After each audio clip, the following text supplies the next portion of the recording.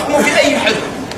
ها عندكم شبه الجزيره احكموا مثل، لكن مكه والمدينه لازم الامه العربيه والامه الاسلاميه هي التي تقوم عليه. من سيخطب في الحج؟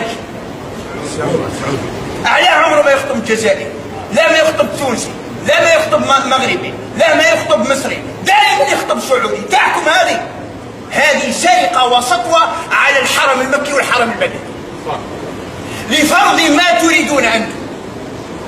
على ما يخطبش قدوه المره هذه يخطب لنا يخطب انا مذهبيه، يخطب واحد اخر ما يخطبش اللي على العام هذا السعودي ويخطب حر. لا بد ان نفتك مكه والمدينه من النظام السعودي وردوها للشعوب الاسلاميه. هما يديروا الهندسه، هما اللي يبنيوا. بقات الان فتنه كبيره يا خالد.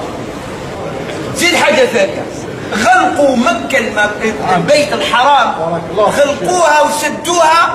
بماذا؟ بالعمارات. لو كانت هذه في دول عند دول اسلاميه ما يديروا لها شيء، يديروا لها تخطيط ونديروا بناء خاص.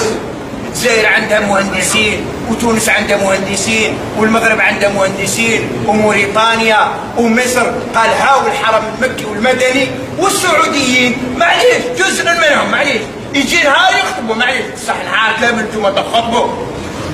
يا سيدي انا جزائري رايح المسجد الحرام، نهار يخطبوا في عرفات وش يقول؟ يقول اللهم احفظ الملك واحفظ الولي العهد وولي ولي العهد، والناس يقولوا امين. ماشي تاعنا، لازم تجيب القائمه نتاع كل الحكام والملوك وتعلم واحد واحد ولا لا؟ خاص هذاك بالك التونسي ما يحبش نتاع السعوديه، نتاع المروك ما يحبش نتاع، صحيح ولا لا؟